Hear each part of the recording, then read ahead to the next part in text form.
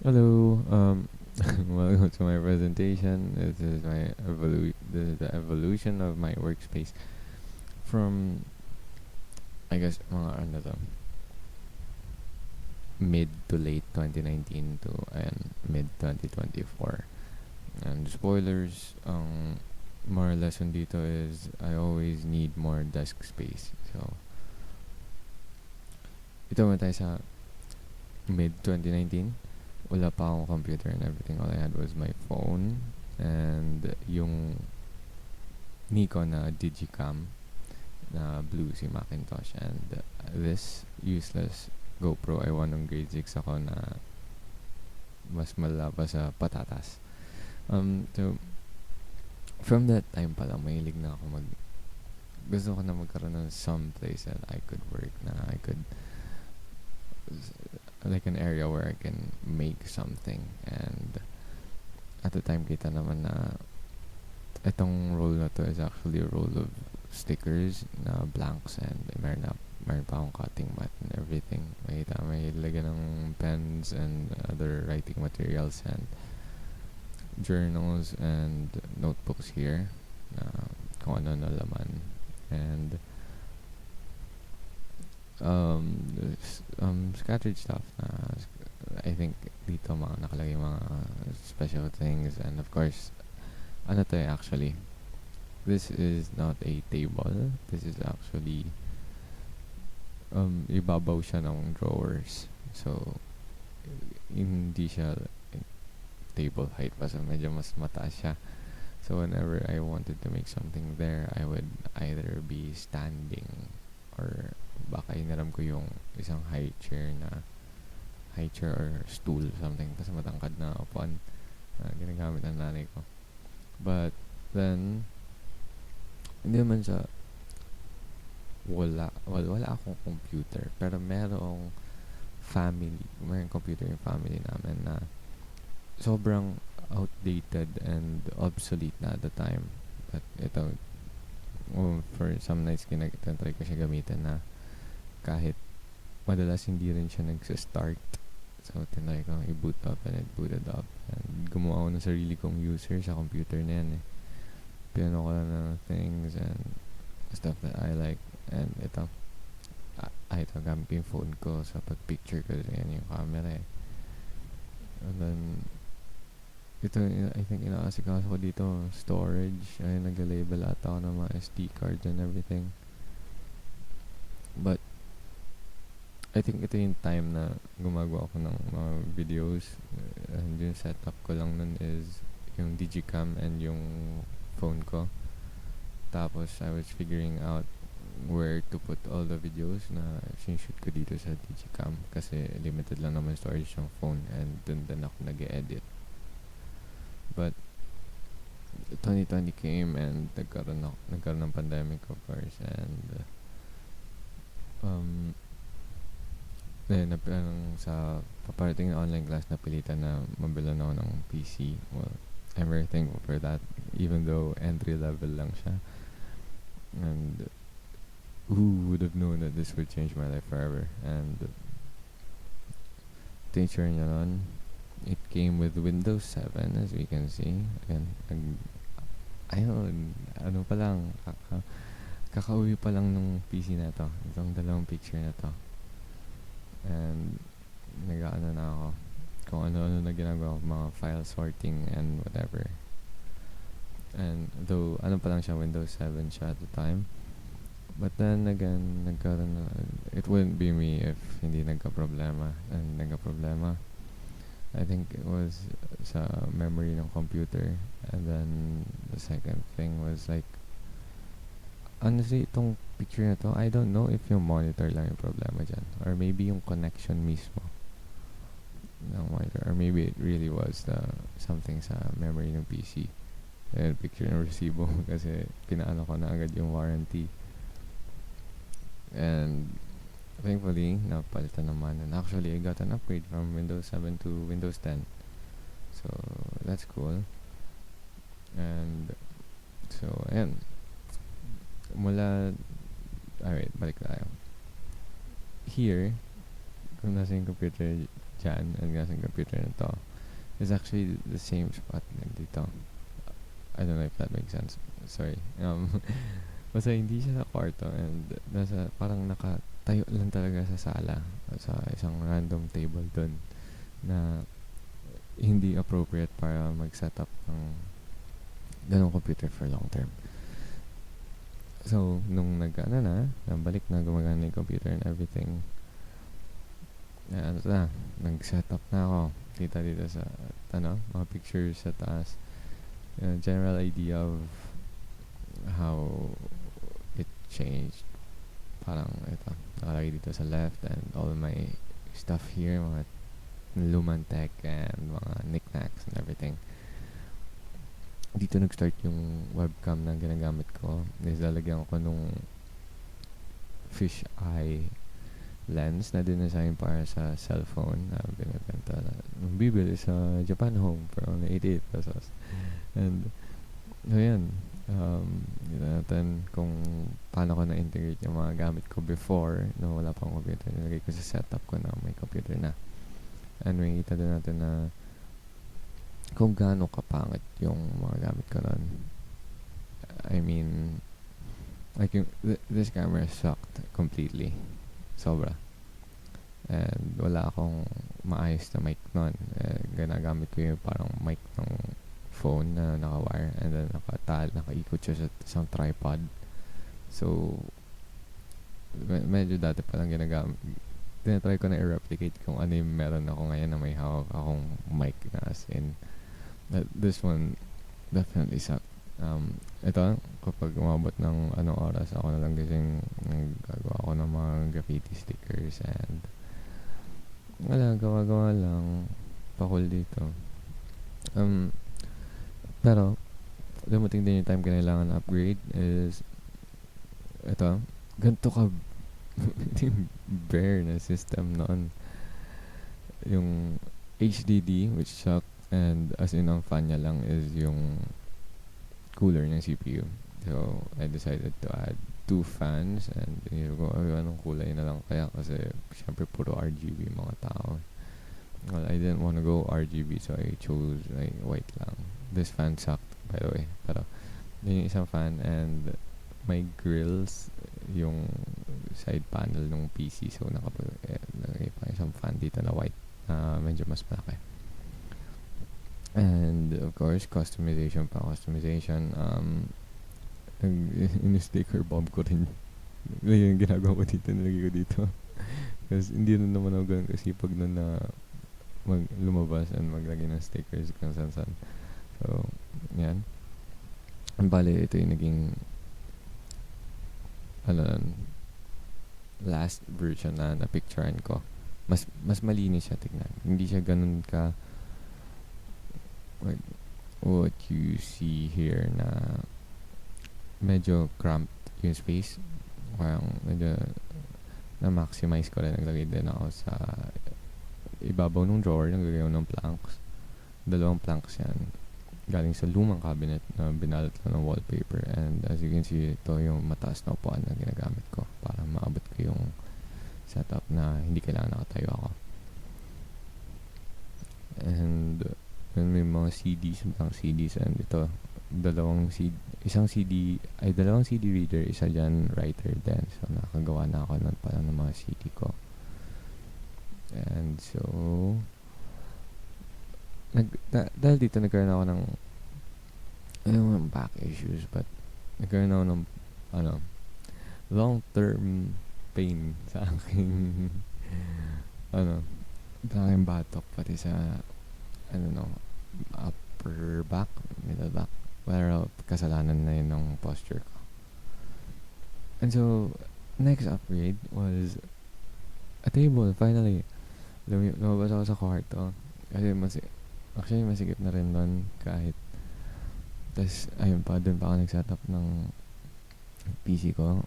Kasi wala na rin naman talaga mag-postpan. Pero nagkaroon ng time na nagkaroon ng opportunity lumipat ako pwesto, but I needed a table of course. So, yung table ko na to is actually the one I'm still using right now. Pero okay lang.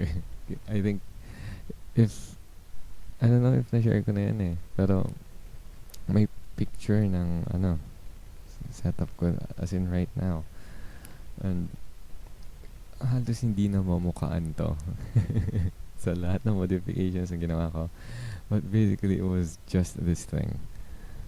Na merong lalagyan ng printer sa ibabaw. And merong maliit na shelf done. I think this might have been my cleanest setup na ito yung naging itsura niya final. Ito yung PC printer sa taas na wala ng ink. I still use it until now as a scanner. And kita mo naman yung cable management. Ayan, napakalinis. And malinis. Kasi onti pa lang yung ginagamit yung wires sa computer ko noon compared sa ngayon.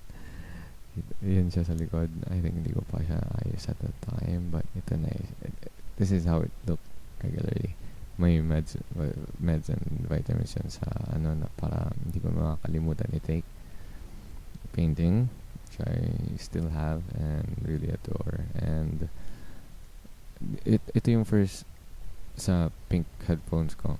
Well, I've only ever had 2, pero ito yung first. And I really like this one. Medyo namimiss ko to kahit medyo it wasn't the best. Oh, and nagplat na ako ng camera. Yun na, meron na yung A4 Tech. I still use right now. And naging stand dyan noon is itong VHS. Tama ba? VHS blank na unopened until now. It's 2 of them. And ano pa yan?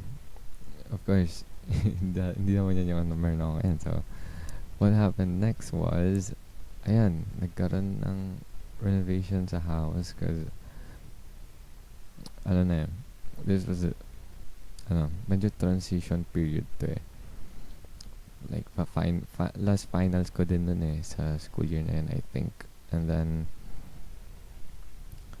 napasiksikan kami dito ng kapatid ko. Bale, kita dito sa second picture na ito ako sa sulok nung isang kwarto na punong-puno ng mga gamit. Kasi naggagawa sa bahay. And then, ito yung table niya actually. And bale, pinagtabi yung table namin and dito ako nag-work noon for I think it was 2 weeks, at least 2 weeks. And what happened then was, napakaram ako sa lahat ng mga gagawin ko for that finals.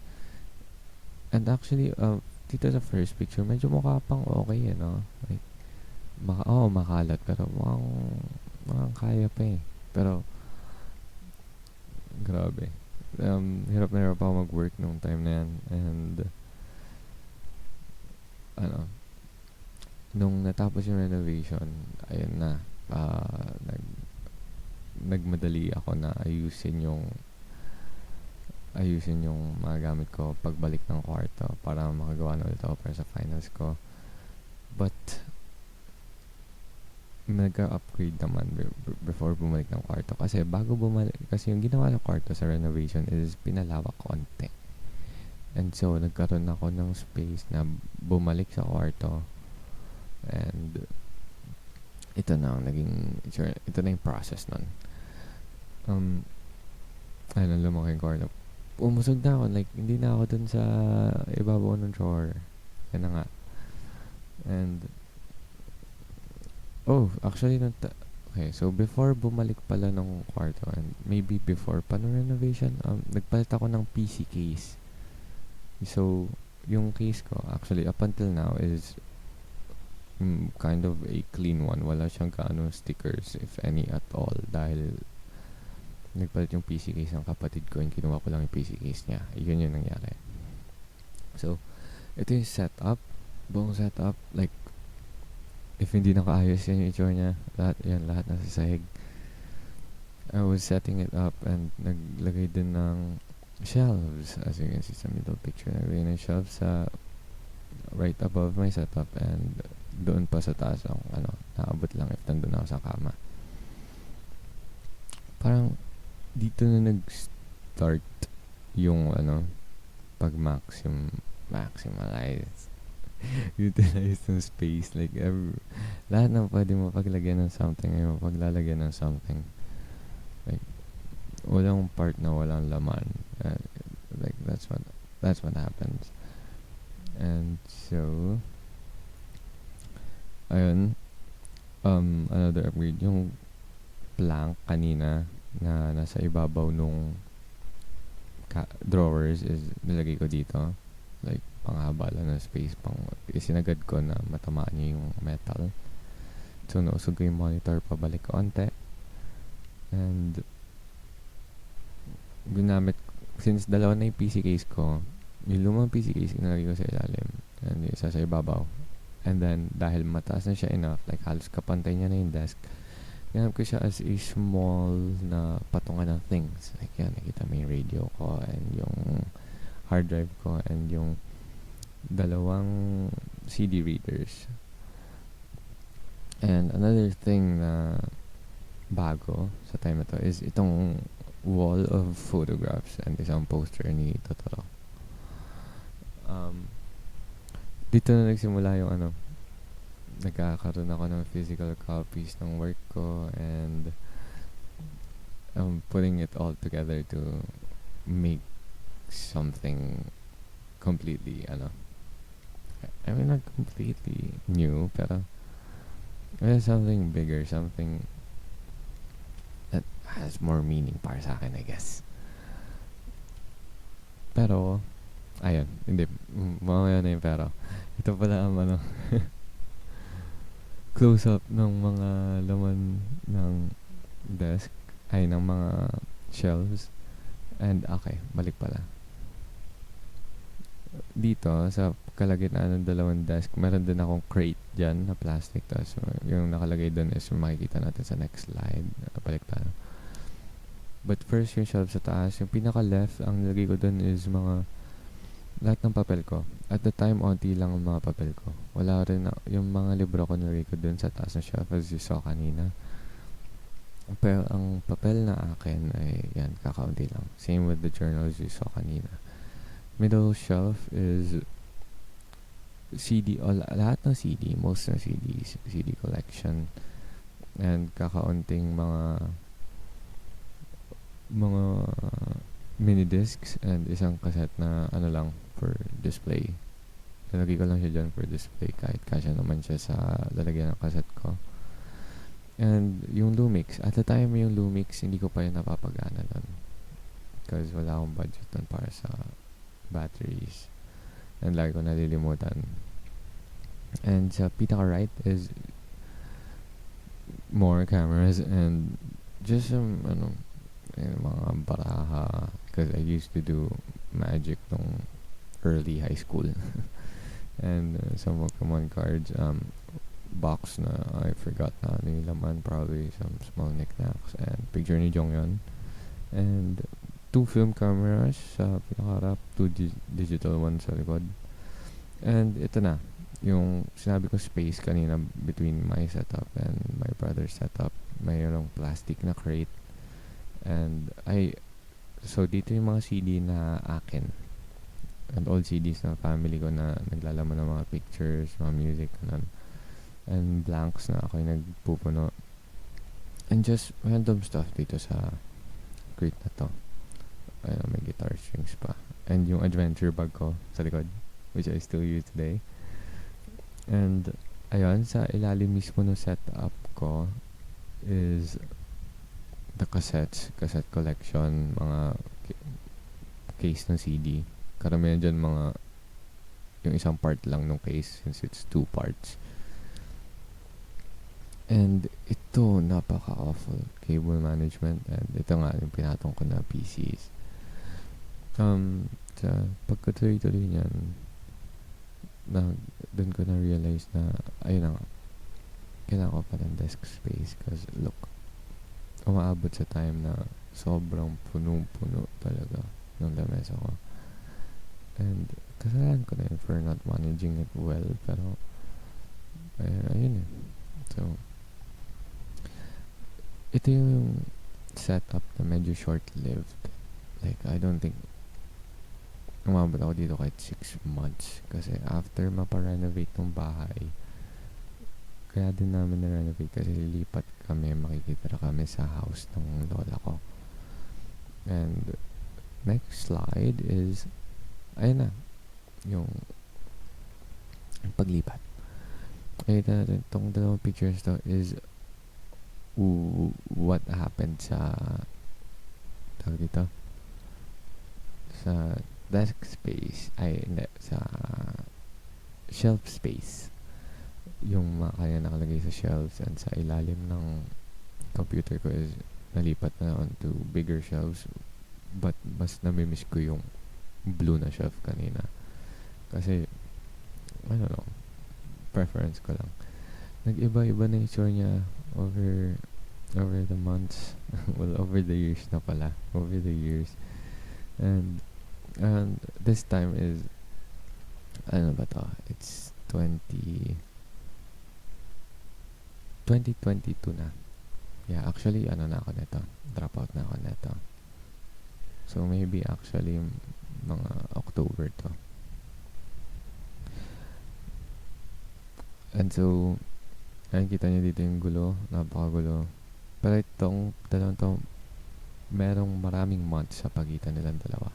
Actually, ito, nag-aaral pa ata ako nito. Ay, hindi na pala kasi mayroon na akong strawberry latte. So, probably hindi na. Pero yan. Itong setup ito, namimiss ko eh. Kasi ito yung shelves and ito mismo yung setup ko sa ilalim. So, bale, parang naging floor to ceiling na yung setup ko. Which actually, babalik ko yan actually tomorrow mismo. I mean like, sa pagkagising ko. Right after making this video, mag-iiba na yung setup na naman. So, outdated na pala to agad pag share ko na sa inyo. And wala ako gano'ng pictures nga nito eh, yung setup na to eh. Only these two actually. And this one is quite shit. So yan. Ito, kaguluhan niya. Yan, maximalist pa. So, pero, I moved from there to a different wall sa ibang pader. I don't know why. I don't remember. Pero may times ka naman kasi talaga parang hindi ako mapakali sa pwesto ko. Palagi may mali. I always strive para sa perfect na workspace. Kahit alam ko na hindi ko yun maaabot ngayon dahil I'm not in control. Pero yan, ito pa rin pinapakita na kulang ako sa desk space. Ginagamit ko pati yung ibabaw ng CPU ko para malagyan ng kung ano-ano. Tapos may nakasilip pa na QT. And so, may nagkaroon pa ng personalization, like sticky notes and everything, small things, cute things. And ayan, pero still clean, still the same. And nagkaroon na ng isang malaking time skip after that sa mga pictures. Ang makikita niya sa susunod is meron ng maraming planks of wood na add. Not just here sa main desk space, pati dito sa ibabaw kung saan dapat yung printer. So, move tayo dyan right now. Ayan. You can't see it well, pero basta may planks dyan. Kasi inusog ko na rin yung, dinikit ko na din yung sticky notes. So far, nagmukhang one piece of wood lang siya, yung original piece. Nagkaroon na ng second pair of pink headphones. Well, by this time, sira na rin siya. May duct tape pa nga para lang maayos. Hindi na nakakabit yung cat ears. Ito ako actually nung naglilipat na ako to where I am currently. Pero pag-usapan natin yung mga nag-iba from the last picture. Ayun, nag-iba akong keyboard. I think nag-iba rin ako ng mouse. I'm not sure. Sobrang laking wood ang nilagay ko. Dalawa yan actually. Balik tayo sa isa. Naglagay ako ng isang piece of wood dito. Dito lang. in-squeeze ko in between the two metal bars and then in-screw down ko. Manual pa yan at the time. Wala pa akong drill. And now, nilagyan ko pa ng isang malaking wooden plank. Yun o, hindi na nga kasya yung yung mousepad ko just for that. And naglagay pa ako ng mga things, sinabit na, napuno, nagkaroon ng time na punong-puno itong mga hooks na to. Pero, ayan, ito medyo malinis na siya at that point. Nagkaroon na ng soundbar na hindi nagagamit ng family ko kasi akala nila sira. And so, nalinis ko, tinesting ko, ang gumamit ako ng iba't ibang mga AC adapters and it worked. So, sabi ko, akin na lang. Ayan. 3 na ito, picture frames, iba-iba laman. And ito na yung papers ko. Ito lahat. Bumili na ako ng file folder which was too expensive para sa akin. 200, 250. Well, sakto 250 na. 250 ata at bili dyan. It's so expensive. And I already need like 2 more, or at least 1 more. Or baka gumawa na lang ako ng sarili ko out of cardboard kasi grabe yung mahal. And napupuno ko rin naman agad. And so, ayan. Sobrang dami ng mga papel. Nakahalo na yun sa books. And actually, balik tayo onte. Ayan o. As you can see here, marami ng books dyan. Most of which I haven't read yet. And nanagdagan pa siya ng ganito. So, it takes a lot of time. I'm gonna get through all of that for sure someday. And so, ayan, ito yung picture ko in the process of moving outside of the room actually. And, yan, ito yung naging before niyan, where I was. And then, yung next one is the after one. Ay, wait lang. Nakikita nyo on the walls, although meron akong binlock out. And, pero, yan, nilalagay na rin na, hindi, natuloy na talaga yung paglagay ko sa walls ng kung ano na mga bagay, either posters or stuff that I made. Pero ayan, mostly mga reminders and everything sa iba ko nilalagay. Sometimes here and sometimes didikit ko lang sa mousepad ko para if naiirita ako bakit may papel sa mousepad ko, motivate ako gawin agad para matanggal ko na yung papel dun. And so, I moved outside. Umusog lang ako ng kakonting meters. And, there we go. Nandito na ako ngayon. So, ito, sa corner sa labas, which is a place na I can't really get too loud ng gantong oras. Kaya, gantong oras, bubulong lang ako. And so, nadagdagan pa yan. Yan, kita doon na may space dahil dito sa pader na to. So, nag-add ako ng isa pang maliit na plank doon. And, ayun, nadagdagan ako ng isang frame na acrylic.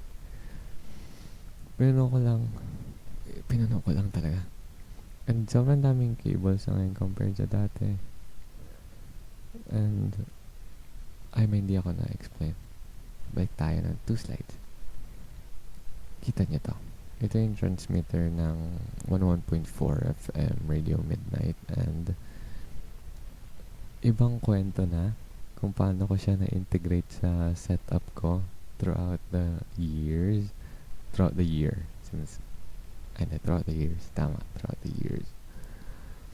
Pero at the end of it, ngayon at least, ayun na siya.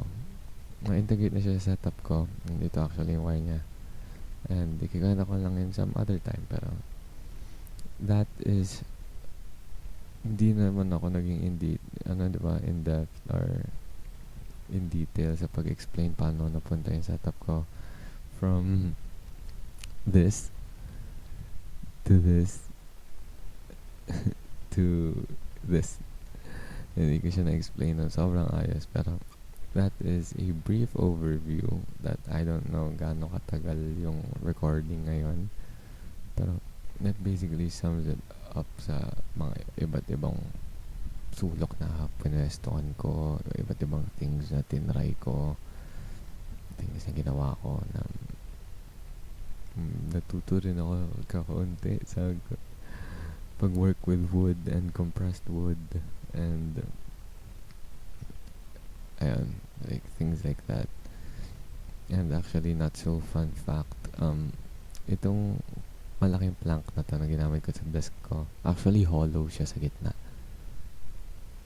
I was very stupid nung time na yun, until now. Pero so itong part sa mouse ko actually dati lumundo yan. So it wasn't flat. And bawal yun sa nagbabalorant. Or sa maarte in general. And so, ang ginawa ko dito, wala akong wood at the time na pwede kong masuksok sa loob. And inisip ko na yung wood probably mabigat. So, ang ginawa ko, yung mga papel dito, wala na siya dyan. Of course, nandito na siya sa loob at the time. Pero mga scrap paper na magagamit ko sana kung saan-saan, maybe sa art or something, sinuksok ko dyan. Paloob. Mga size ng bond paper. Tapos, patong-patong sila dun. Hanggang sa masikip. Tapos, bumalik sa form yung wood. So, ayan. Ganun ko siya na straighten out. So, until now, it's good enough. And so, ayan.